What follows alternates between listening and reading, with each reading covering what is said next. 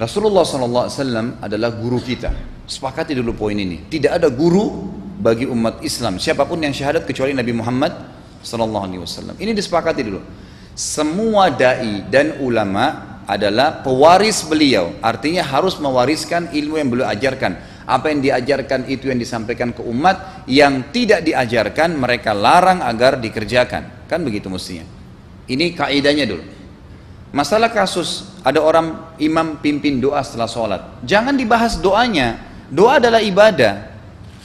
Tapi begini, sebelum anda kerjakan satu ibadah, tanya, saya mau ziarah kubur. Jangan ziarah kubur sebelum anda tanya bagaimana Rasulullah SAW ziarah kubur, agar jangan anda buat-buat ziarah kubur itu.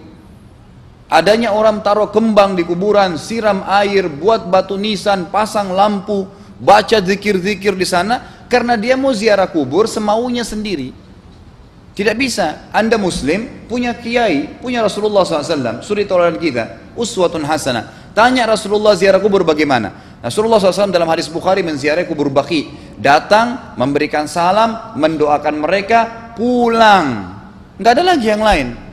Nggak pernah Nabi SAW bawa kembang, siram kuburan karena sudah kering. Padahal Madinah panas 50 derajat, pecah-pecah tanahnya. Ada istilah di Indonesia kalau tanahnya pecah, kesian lagi diazab di bawah, kasih air, kasih kembang biar wangi, biar ditaruh kembang yang paling mahal. Kalau dia ahli maksiat tetap disiksa di bawah gitu kan. Jadi nggak bisa itu patokannya. Mau sholat, jangan pernah sholat dulu. Tanya Rasulullah sholat bagaimana, belajar 5 menit bisa.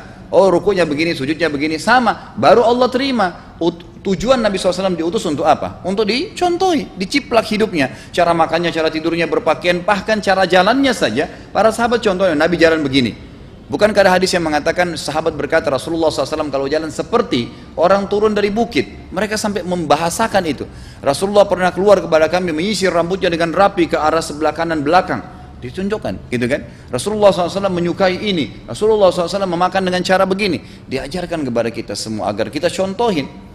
Yang jadi masalah bagi kita ini, kita selalu mau buat apa-apa yang tidak diperintahkan oleh Nabi SAW. Selalu alasannya baik. Sekarang kasus berdoa setelah sholat. Doa adalah ibadah, nggak ada masalah doa. Tapi kalau kita mau ikat antara sebuah ibadah dengan ibadah yang lain, tanya dulu, Rasulullah pernah ikat nggak? Pernah pertemukan nggak? Ziarah kubur dengan baca Quran. Ziarah kubur ibadah, baca Quran ibadah. Pernah nggak Nabi baca Quran di kuburan? Itu tanya. Nggak ada riwayat Nabi SAW pernah baca Al-Fatihah untuk orang mati atau baca di ayat Al-Quran. Datangkan dalilnya coba. Nggak ada satu hadis pun menjelaskan masalah itu. Lalu kenapa anda buat? Oh karena saya mau buat ibadah. Baik, ibadah yang Nabi ajarin. Salam, doain, selesai. Jangan lebih daripada itu. Masa anda lebih pintar dari Nabi Muhammad SAW? Habis sholat, memang paket yang Nabi tawarkan, yang beliau selalu kerjakan adalah zikir. Setelah sholat dengan zikir sholat yang sudah masyhur, istighfar, kemudian baca Allahumma antas salam, sampai membaca ayat kursi, al-ikhlas, al-falaq, an-nas, baca subhanallah, alhamdulillah, Allah akbar 33 kali, sampai terakhir baca digenapkan la ilaha illallah wahdahu la syarika. Selesai itu semua hadis Nabi SAW menjelaskan setelah sholat, Rasulullah SAW langsung berdiri. Memang beliau tidak pernah berdoa habis sholat waktu itu. Memang begitu. Bukan doanya yang jadi masalah, bukan. Karena Rasulullah tidak kerjakan, jadi kita tidak kerjakan. Saya tekankan dalam pengajian saya, kalau anda punya hajat berdoa, berdoalah setelah sholat ba'diyah. Insya Allah aman. Karena sudah lepas dari paket yang Nabi tentukan. Selama Rasulullah SAW sudah mencontohkan dan memerintahkan sebuah perbuatan, ditentukan tempatnya, jumlahnya, waktunya, jangan pernah dilanggar. Habis sholat bacalah subhanallah 33, alhamdulillah 33, Allah akbar 33. Jangan anda bilang saya bisa baca 100. Loh Rasulullah suruh 33 kok. Ditentukan, jangan lebih pintar. Nanti setelah sholat, jangan ikutkan dengan paket rangkaian sholat ini. Di luar waktu sholat anda membaca 100, silahkan. Karena nggak ada penekanan di situ. Kalau ada penekanan waktu, tempat, dan jumlah, jangan dibantah. Anda pengikut Rasulullah atau bukan gitu kan? Harus jadi jelas. Yang membuat umat ini di Indonesia juga jadi masalah sekarang, karena mau buat sendiri. Semaunya sendiri. Kenapa akhi, kenapa Pak Kiai, kenapa Habib, kenapa Ustadz, kenapa buat ini? Bukankah Rasulullah tidak mencontohkan? Oh nggak apa-apa, ini kan baik. Loh, kalau semua orang berkata seperti anda, apa yang tertinggal dari agama kita? Kira-kira apa lagi yang tertinggal? Nggak ada kemurnian agama, karena semua orang mau buat semaunya. Gitu kan? Semaunya sendiri. Pindah rumah, baca berzanji. Apa itu berarti sejarah Nabi? Kenapa baca berzanji saudaraku? Rasulullah waktu pindah rumah pernah baca-baca gitu nggak? Nggak pernah. Kenapa dibuat? Anda muslim bukan? Muslim. Ya saya harus ikuti. Kalau tidak akan terus ini mengakar nih. Anda buat satu bid'ah sekarang, bid'ah itu lawannya sunnah. Anak Anda akan buat 10 bid'ah, cucunya akan buat 100 bid'ah, akan banyak bid'ah merakar di masyarakat, dan agama akan ditinggalkan. Kemurnian sunnah akan hilang, gitu kan? Dan ini bahaya. Ingat, Nabi SAW mengatakan kepada kita dengan hadis yang sangat jelas. Hadis sahih riwayat Imam Ahmad bunyinya begini: semoga Allah merahmati umatku yang menukil dariku seperti apa yang aku ajarkan atau sebutkan. Sampai ulama hadis mengatakan Nabi ucapin habis sholat astagfirullah, maka sahabat tidak ada berani menambah azim. Nggak ada sahabat yang bilang astagfirullah azim habis sholat, nggak ada. Astagfirullah saja karena Nabi ucapin itu. Mereka mengakui tidak lebih pintar daripada Nabi SAW. Kenapa kita harus tambah astagfirullahaladzim, wali walidayya, wali muslimin, panjang? Dari mana ini semua? Ditambah-tambah, diembel-embelin, kenapa? Akhirnya keluar dari ajaran Nabi Muhammad SAW. Ini masalah gitu kan? Kenapa harus dilakukan? Peringatan maulid Nabi sudah sering saya ingatkan. Anda tanya semua yang buat maulid, kapan maulid itu sejarahnya ada? Semua buku sejarah menjelaskan tahun 230 Hijriah. Nabi meninggal tahun berapa? 11 Hijriah. Gitu kan? 11 Hijriah. Lalu kenapa harus ada dilakukan? Dan dari mana sejarahnya? Yang membuat pertama adalah orang-orang Syiah.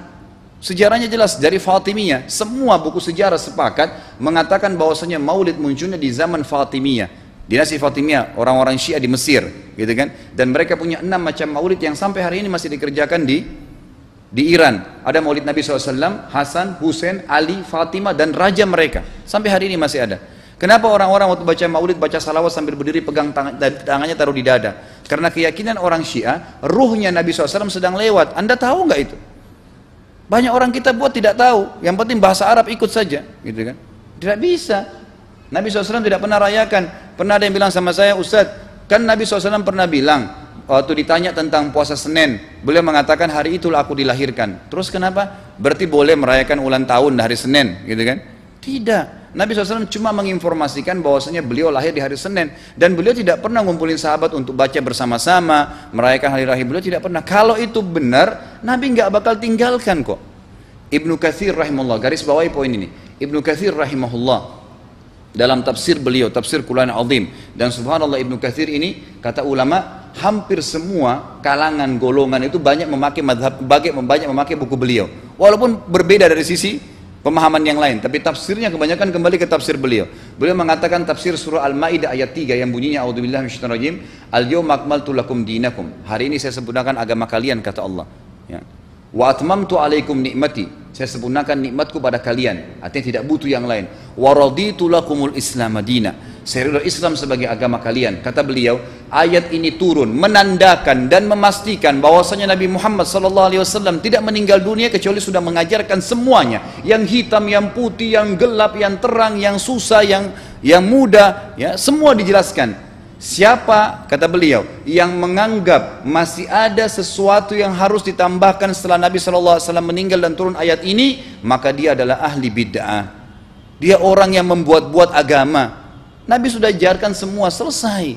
Jangan ditambah, jangan dikurangin. Kita tidak lebih pintar dari Nabi SAW. Nabi nggak pernah rayakan hari lahirnya, jangan dirayain, selesai. Emang kenapa kalau kita nggak rayain? Kenapa? Tangan kita terputus? Enggak. Masih banyak ibadah yang disunnahkan gitu. Sama dengan kasus Isra dan Mi'raj, kejadian besar dalam Islam. Tapi Anda boleh kembali kepada semua buku sirah. Saya tantang semua buku sirah Anda kembali, insya Allah yang berpegang pada Al-Quran dan Sunnah, memang ada dasar wahyunya, maka semua akan menjelaskan. Nabi SAW setelah pulang dari Isra dan Mi'raj tidak pernah mengumpulkan sahabat-sahabat untuk merayakannya setiap tahun, tidak pernah. Boleh dipelajari iya, setiap hari, tapi ditentukan tanggalnya lalu dibuat acara. Tidak pernah Nabi SAW buat itu. Lalu kenapa Anda buat? Kalau Anda mau tetap buat, ya silahkan, itu hak terserah Anda. Tapi saya ngajak kepada Anda kembali kepada kemurnian ajaran Nabi SAW. Kita tidak akan pernah kembali, kata Syekh Utsaimin rahimahullah, umat Islam ini akan kembali kepada kejayaan mereka kalau mereka betul-betul kembali kepada ajaran Rasul mereka Muhammad SAW. Murnikan ajaran Nabi, yang jalankan seperti yang beliau ajarkan, selesai, akan aman. Pasti akan kembali kejayaannya. Kita nggak bisa saling menghardik, saling menyalahkan yayasan ini, organisasi ini, kelompok ini, karena masing-masing mau beristidlal sendiri, mau menjalankan sendiri hukum-hukum agama ini, bukan mengikuti sunnah Nabi SAW. Jemaah haji kita, jemaah umrah, datang ke Mekah, tur dalam kota Mekah, naik ke gunung untuk lihat Gua Hira. Kenapa naik ke Gua Hira? Oh, Rasulullah pernah di sini. Baik, saya jelaskan. Nabi Muhammad SAW ke Gua Hira sebelum turunnya wahyu. Dan beliau terakhir sekali di Gua Hira pada saat menerima Iqra bismi rabbikal ladzi khalaq. Itu saja. Setelah kejadian itu, beliau turun dari Gua Hira. Dari waktu itu sampai meninggal, Nabi SAW tidak pernah ke Gua Hira lagi dan tidak pernah suruh sahabatnya ke Gua Hira. Kenapa anda ke Gua Hira? Sampai naik 3 jam ada yang jatuh mati. Karena jahil, tidak tahu pemahaman agamanya. Nggak bisa begitu. Cukup dikenang iya. Kecuali Nabi SAW suruh, datangilah Gua Hira. Ya silahkan. Gitu kan? Kalau enggak, kan begitu. Masalah Isra Mi'raj saudaraku kejadian besar. Ambil ibrahnya, yang penting ilmunya. Oh, salat 5 waktu, kejadiannya pernah gini. Ada kebesaran Allah, ambil pelajarannya iya. Yang Nabi tidak contohin maka jangan dikerjakan. Hanya itu saja. Zikir bersama, di sini ditanyakan juga zikir bersama. Nabi SAW disebutkan dalam hadis Bukhari, kalau berzikir habis sholat, beliau membaca zikir tertentu, sahabat baca zikir tertentu, sahabat baca zikir tertentu. Jadi Nabi SAW tidak pernah paksain. Enggak pernah Nabi misalnya baca ayat kursi, harus semua sahabatnya ikut ayat kursi, enggak. Nabi SAW baca ayat kursi, si fulan baca al-ikhlas, si fulan baca subhanallah, masing-masing. Dan ingat, Allah SWT mengatakan apa? Tentang masalah zikir dan doa ini. Ya. Dikatakan, ya, kita harus berdoa kepada Allah, ya, wadunal jahri minal qawli bil gudui wal asal, wala takum minal ghafilin. Berdoalah kalian, berzikirlah kalian dengan doa kalian, dunal jahri minal qaul, tidak dengan teriak-teriak. Allah berfirman dunal jahr, tidak teriak-teriak, ya. Dan janganlah kalian menjadi orang-orang yang lalai. Makanya pernah ada sahabat waktu Nabi SAW berkata begini dalam hadis Bukhari juga, waktu pulang dari salah satu perjalanan, kalau kalian sedang menukik kuda, unta lagi menukik, bertakbirlah, bilang Allahu Akbar. Kalau kalian sedang menuruni sebuah lembah, bertasbihlah, bilang subhanallah. Ada satu sahabat badui, orang dari padang pasir, semangat dia jalankan sunnah Nabi. Waktu kudanya lagi naik, Allahu Akbar, dengan suara keras dia teriak. Jalankan sunnah kan, tapi teriak ya. Apa yang terjadi? Nabi SAW panggil, ditepuk pundaknya, Nabi mengatakan, pelankan suaramu. Zat yang sedang kau panggil tidak tuli. Allahu Akbar, cukup. Ada apa? Kecuali di medan perang lain nakutin musuh, gitu kan? Untuk apa takutin kuda sendiri? Nggak perlu, gitu kan? Jadi mengikuti sunnah Nabi dengan ilmu yang benar itu akan membawakan ketenangan hidup. Yang buat kacau kita ini jadi kacau karena mau membumbu-bumbui macam-macam ditambah-tambah.